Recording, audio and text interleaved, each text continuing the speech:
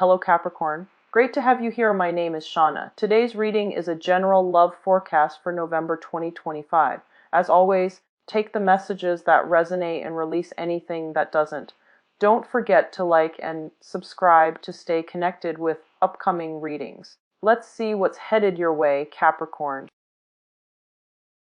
With you guys, I hope you all are doing well. I feel like this is, a very, very momentous, releasing old demons, releasing old karma, and walking into a new phase in your life, starting something over, starting something new. I feel like those energies are very indicative in this card, okay? So it's going to be a really, really good month, and I feel like you're getting some type of revelation. You're getting some type of you can call it psychic hits, if you will. What I feel is like revelations, premonition, or even uh, um, a holistic understanding of a situation and knowing how it has affected you in the past so that you can vow to yourself to not let it affect you in the future. So I feel like this spread is bringing about a breath of fresh air for many, many, many of you, okay? Um, when I was shuffling out this card, this spread, what I saw was I saw like there's this big mansion. It's like a white marbled mansion, really beautiful place.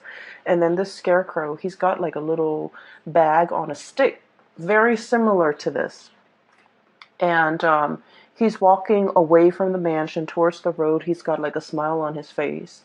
And you can see his clothes are in tather. He's got pieces of hay.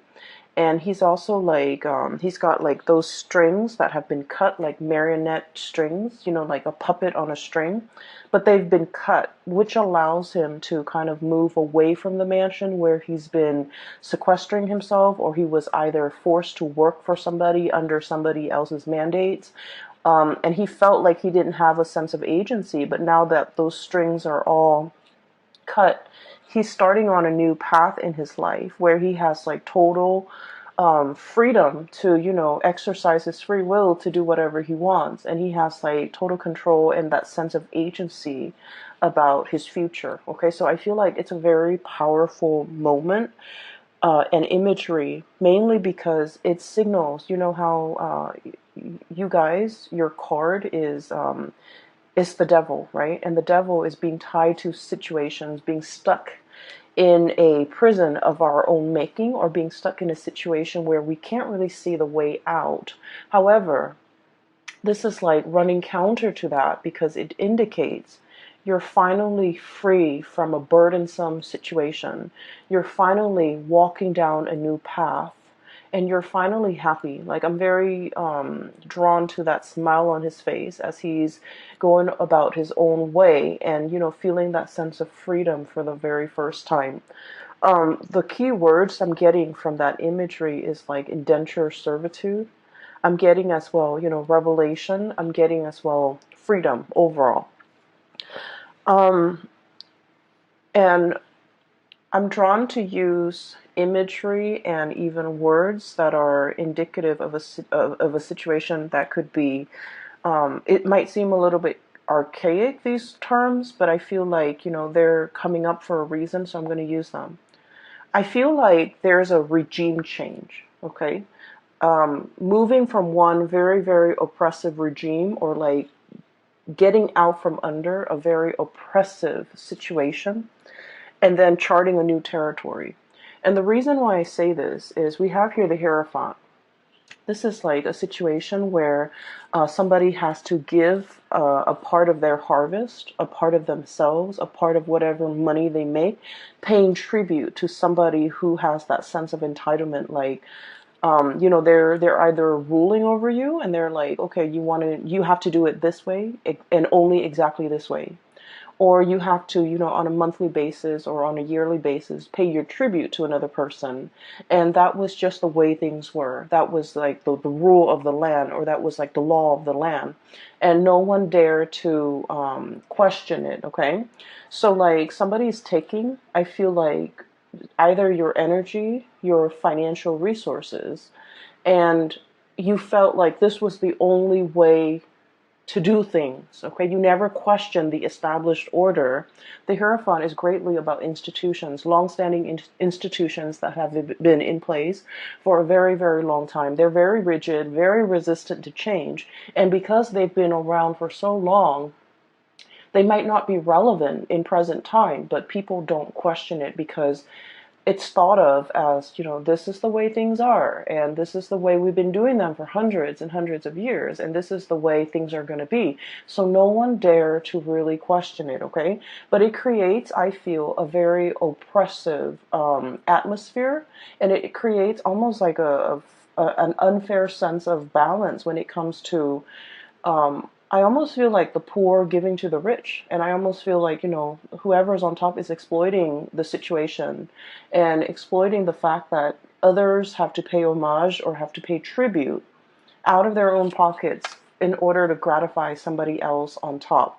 And so it creates a situation where things are very, very unbalanced. And if we're not talking about this in terms of, financial resources, we're talking about energy. We're talking about, spiritually, you're very drained, okay? This was a very oppressive system. Whoever is riding you, whoever is like ordering you around, or I also feel like whoever has been, I'm sensing, you're working under even. And then I'm also sensing as well family obligations, okay? I'm also sensing like expectations from people just because by virtue of being your family, they feel like they have the right to, dip into your financial resources. So I definitely feel in a way you guys might have been subsidizing a situation that really drained you financially, emotionally, spiritually. You were not happy. You were not happy. And you were trying to find a way out, okay? How do I maintain this? So if we're looking at, this is the Four of Pentacles. If we're looking at it in the traditional Rider-Waite deck, it's the guy holding the pentacles, one on his head, two on the floor, and then two on his hands, right? He's grasping and trying to protect everything that is his. And he's looking at this mountain and he's like, I want to get on top of that mountain, but at the same time, I want to carry all of these resources with me. I want to carry all of these things that matter to me with me. How do I do that without, how do I successfully do that? Because if you look at all that overgrowth, right, and if you're trekking through the forest trying to get to the mountaintop, you're going to need trees to kind of like help you hoist yourself up to that top of the mountain. And you're not able to do that because you're holding on to earthly things. And I feel like this is a situation you've been pondering for quite some time. I want to get on top of the mountain, and what is really holding me back? What is really preventing me from making that move? What is really, stopping me from taking that first step? So you've been thinking about this for a long while, trying to trek to the mountain, but you're not really making any strides. And I feel like what's preventing you or what's really hindering your path was this.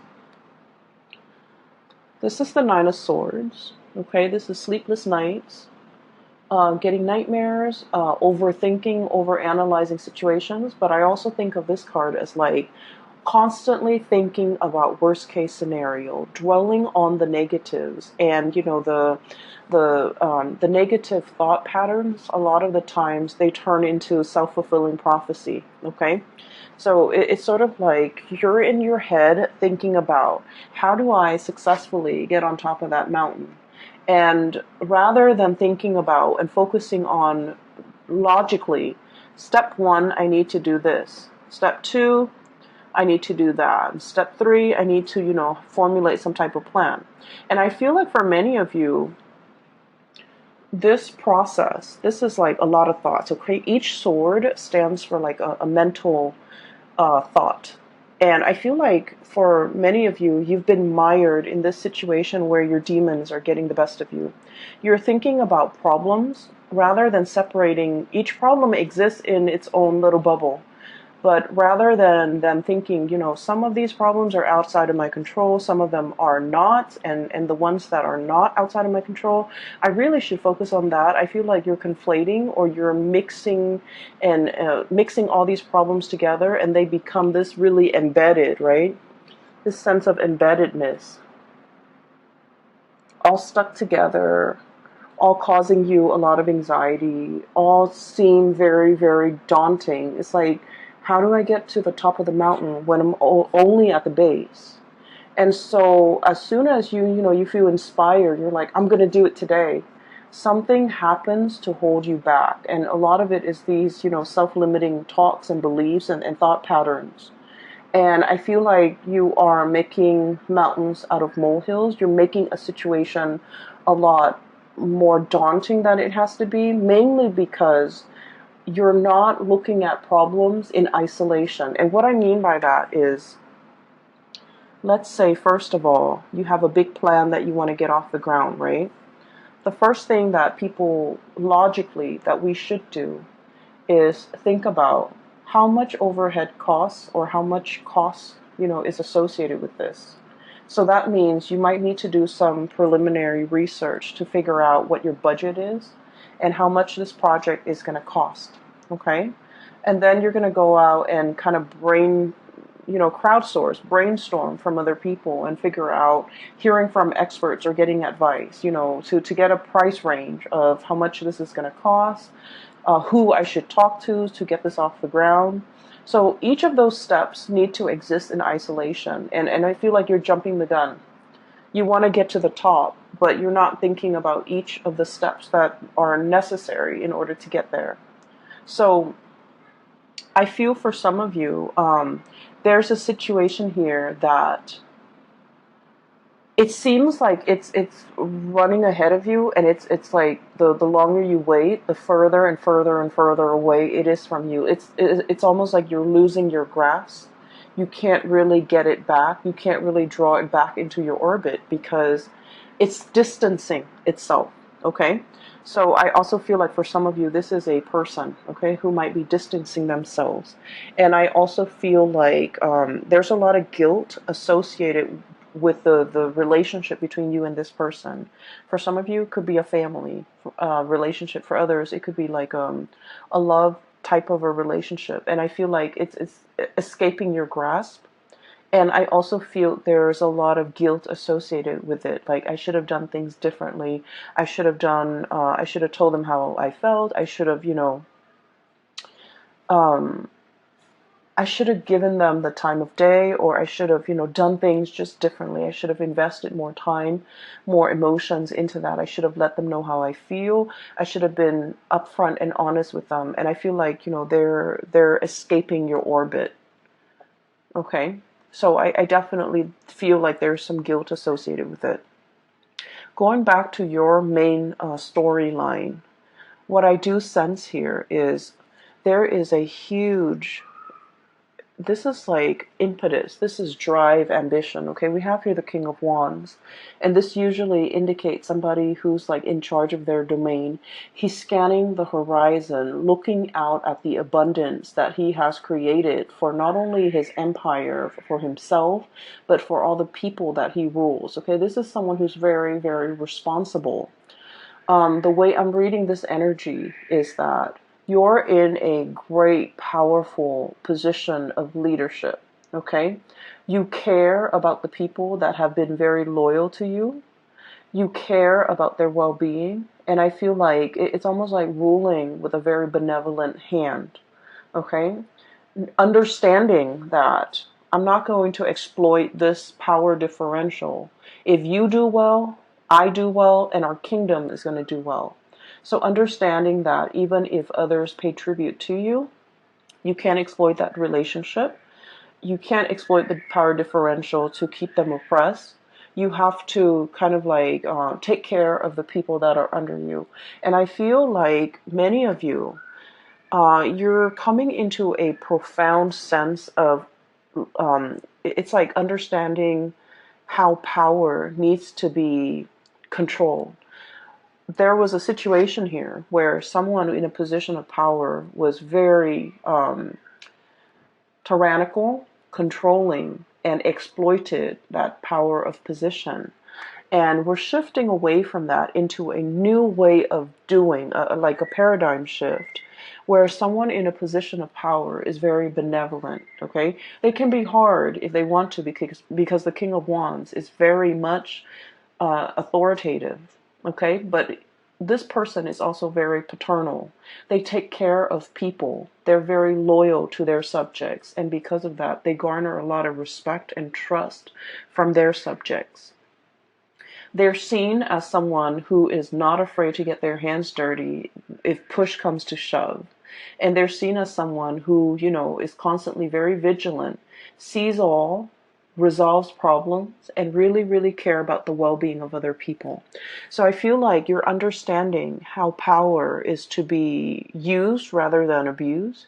You're understanding as well that, taking care of the people that matter to you, or the people that have been very, very loyal to you, treasuring, valuing, and being available to those people means a lot more to you now.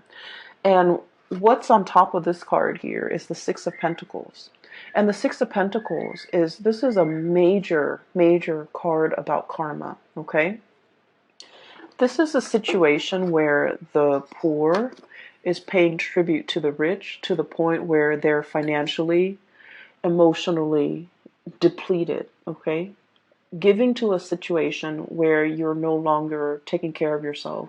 You're just going to work. You're just getting through life in order to have the resources to pay that tribute. And now we're coming into this sense of like total rebalancing of karma, the karmic scale. Things being done the right way, okay? This is like giving back to the community, giving back to others, giving to others who are less fortunate. And this is also, it comes with a paradigm shift where we're understanding the importance and the necessity of, being a benevolent ruler. You can still rule with an iron fist, but you can still be loving and warm and gentle and benevolent. And you can also, give back to the people, especially that really need it. For many of you, I'm seeing major career changes here. Some of you might be in that corporate environment and you're just like, no, this is too taxing, too stale. I'm already at the top and I don't like the vibe. I don't like the atmosphere. I don't like the environment where it's like a social, like the climbing that corporate ladder, getting yourself to the top, and once you've made it to the top and you have this bird's eye view and you're just like, this is not really jiving with me, this is not where I want to be, and this is not something that I want to do long term. And so I'm seeing a major career path, a major shift where you are possibly working more at the grassroots level and thinking about what you need to do long term and what you need to kind of what you need ultimately to be happy. And so I'm seeing some of you thinking about a major change in your career, a major shift of focus when it comes to like how do you yield power, how a good leader is supposed to rule, how to be a good supervisor, how to be a good leader, how to, inspire others rather than like oppress others. Okay, so this is really cool. Capricorns are oftentimes like seen as people who are like very like career ladder oriented, and they're seen as people who will throw other people under the bus. And I've heard this, okay, and this is not something that I believe about you guys, Capricorn, but I feel like in the spirit of, ambition, like in the pursuit for power and wealth and prestige, we're all capable of throwing other under the bus in order to get what we want. And I feel like, being that goat on the crevices of mountains, and you never falter. You jump from one small crevice to the next and you always land on your feet, and you know how to do it well, and you know how to do it very, very stealthily and very, successfully. But I feel like once you get to the top of the mountain, you're just like, oh, that's it, I'm already here, and you're looking for the next mountain to conquer.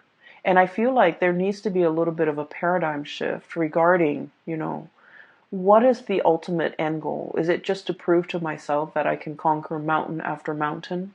Or is it, or should there be more of a humanitarian slant to the work that I'm doing, trying to help others, trying to, once you're on top of that mountain, I feel like you're in the best position to tell other people what the view from that mountain looks like, okay? And you're able to tell others, I've been there and here's what I learned. And here is how you can, get there because I've been there. And here are the things that you should avoid. And I know this because I'm speaking from personal experience. So I feel like you have a wealth of experience and knowledge because you have already been there and done that. But for some reason in the past, you might not have shared this technique with other people. So we're moving into this month where you are becoming a lot more generous, where you are sharing your hard-earned lessons. You're sharing it with other people to save them from having to do the legwork, to save them from having to reinvent the wheel. And I feel like in the past you might have shared it, but in a very Capricornian, you know, like a man of few words type of way. You should do it like this. But I feel like you have to soften that approach a little bit and tell others, hey, I'm telling you to do this because I've done it, okay? I've been there. I've done everything that you have done. And it didn't really work out. And here are the reasons why. And I've done it this other way and it worked out in half the time. And so framing it like that to allow others to understand that you're not just speaking from, you're not just talking to talk. You're talking with skills and expertise and years of experience backing up everything that you say. And I feel like that's going to save somebody, a lot of legwork. They don't have to reinvent the wheels. They can work off of what you're working off of, okay? I do feel for many of you, there is a situation here in your life, a very long-standing relationship that might have gone a little bit sour, okay? And we have a situation here where there was a vow, there was a promise, okay? And the promise was kind of like to death do us part. Okay, the promise was for partnership longevity. For some of you, this could be somebody that you have known for a really long time. They know your family. You've took them around to introduce them to your family. They've taken you around to introduce you to their family, vice versa. This is a partnership where two people might have known each other since childhood. There is a tremendous degree of like trust. Okay, you know this person inside and out, and you trust this person wholeheartedly. They likewise know you inside and out. And I also feel like there's a immense sense of like trust, love, respect, and the whole nine yards, like that whole ball of it's like all the reasons that you have for caring about this person, for trusting them. Everything is so like embedded, okay? Like the shared experience, the shared ambition, the shared dreams. Like the two of you feel almost as if you have been through so much together. There might have been a recent breach in trust. There might have been a situation where I feel Capricorn, somebody is either living with a lot of guilt, it could be you, it could be them, over something that was done, okay? And I feel like it sort of like, there are so many reasons why the other person trusts you and you trust the other person. But at the same time, one unexpected move, one action that is done out of character can really make you or the other person distrust the future, the viability, and the continuity of this friendship, this business relationship, or this relationship. So I feel almost like there was something that was done in poor taste, in poor judgment, and it left like a bitter taste in somebody's mouth, okay? And things can never go back to the way they were. It's like everything that was said was said. You can't take back words. It's like, the water from the chalice, from the cups have been spilled. And the other person might be the one walking away. And they're just like, I don't want to fix it. It's already spilled. I'm not going to go downstream 2 miles away to refill those cups. So I feel like there was a situation where it can be fixed, but somebody, you or the other person, is like, I wash my hands of this. I'm not putting any more time in it, and I feel like it's leaving the other party very, very, very sad, very upset. And it's also this sense of overwhelming acceptance, okay? Like, oh, it could be fixed. They just didn't want to. And I feel like that says a lot, okay? But I feel in the wake of this, in the wake of this, people leaving so new adventures can await for you, so that new boats, new ships, new people can be coming into the picture. And so while this has happened, and it's not something that you want to happen because you guys are very, very, I almost feel like you're scorpionic in the way that you value relationships, especially relationships with people that you have known your whole life. Okay, you are a clinger as well to friends, lovers, past relationships where you really, really know the other person. Okay, that sense of like being comfortable with the familiar. Okay, I feel like a lot of people are in general, but I feel like it's more so with Scorpios. I feel like Scorpios, Leo, Cancers. And then I'm seeing that here with you guys.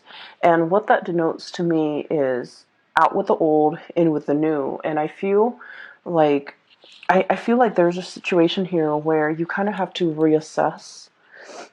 Just because it's familiar doesn't mean it's best for me, okay? Because there are whole lands to conquer, there are whole territories and new areas that I can, explore.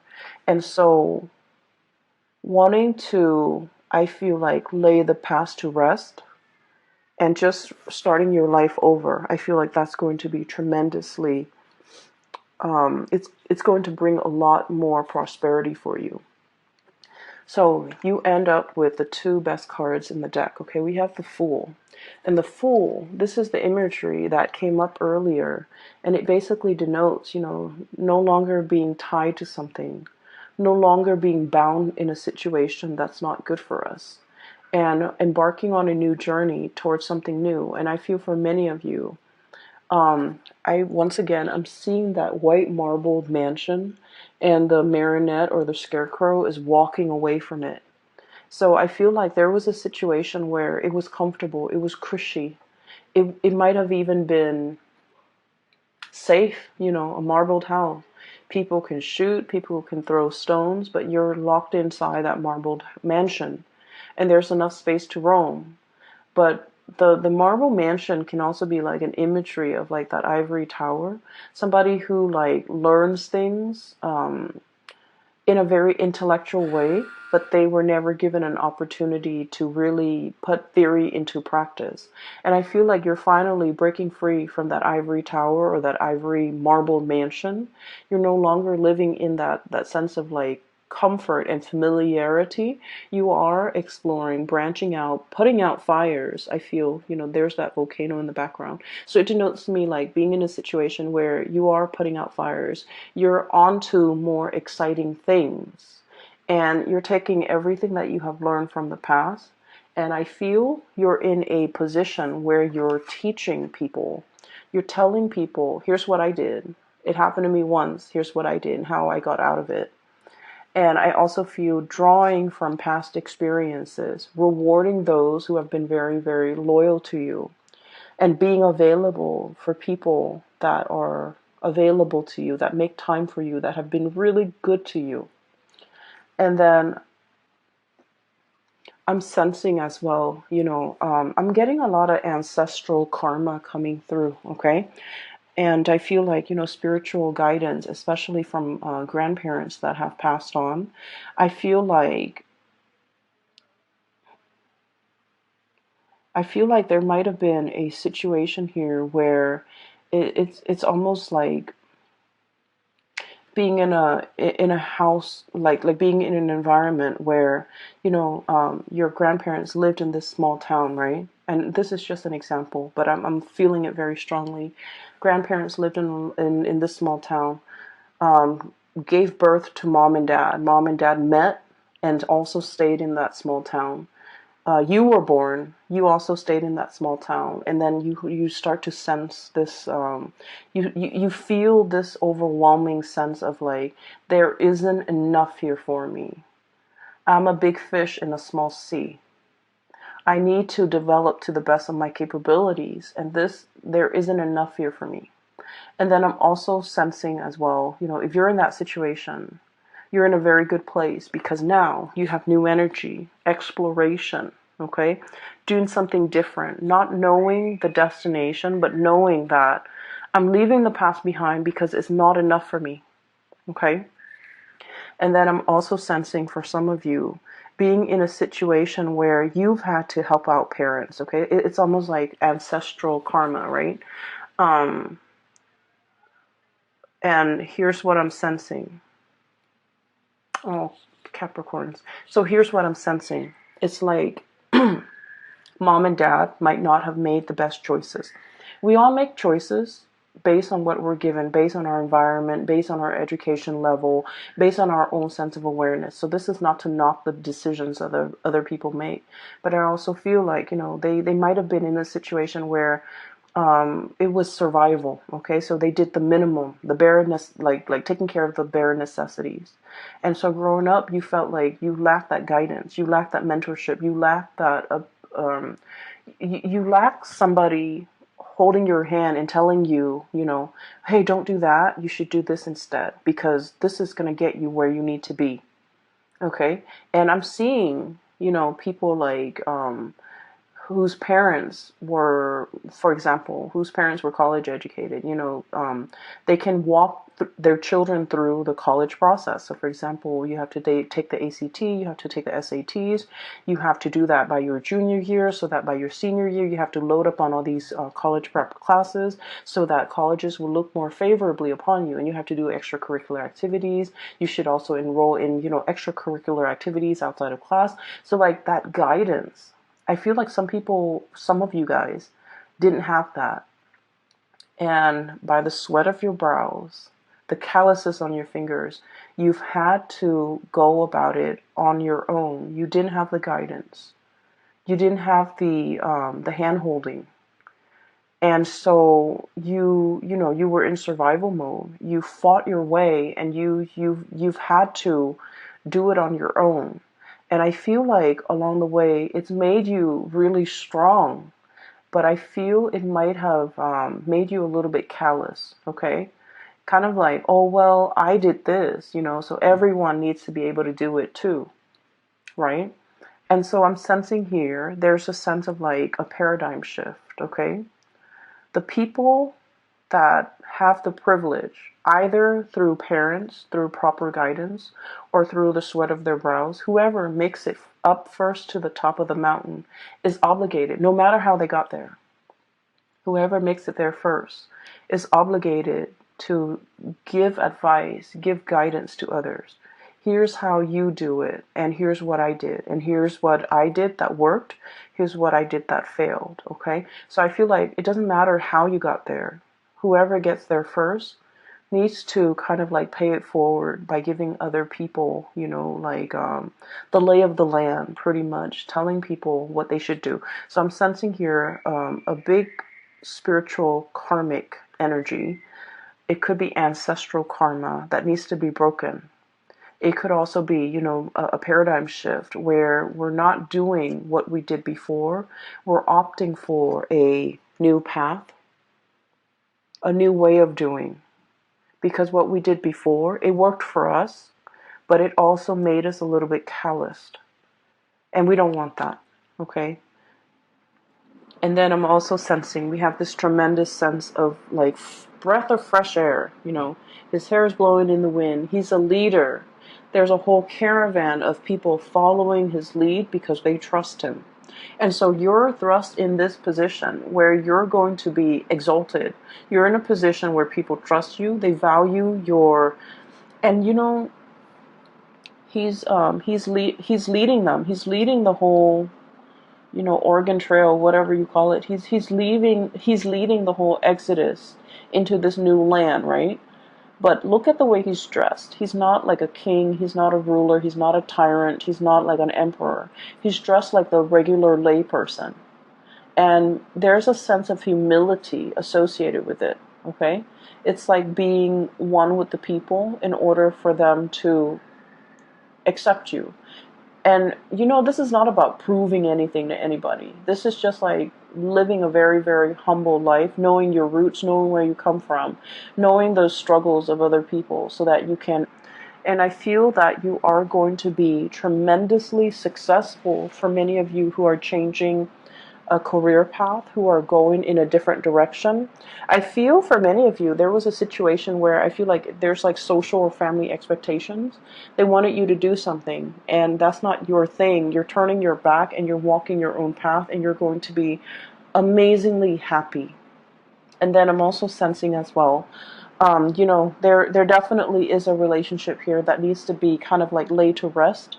Okay, too much has been said, and I definitely feel maybe as the other party, I don't want to work on this anymore. I'm not going to go, downstream to fetch the water to fill those cups.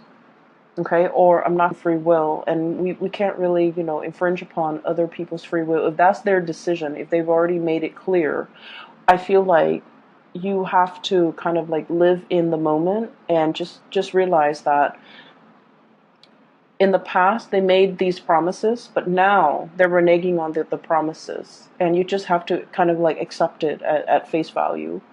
um that's what I'm sensing here for you. Okay, so Capricorns, I'm so glad to get a whole in touch with you again, and I hope you guys are doing well. The Saturn experience, you are in the thick of it, and I feel like a lot of it has to do with releasing. Okay, so Saturn is a karmic teacher. It taught us, well, it has taught you guys, but it's supposed to teach us during the Saturn transit. It's supposed to teach us areas that we need to grow in, areas that we need to mature in. And it's also like a situation where responsibilities seem like they're piled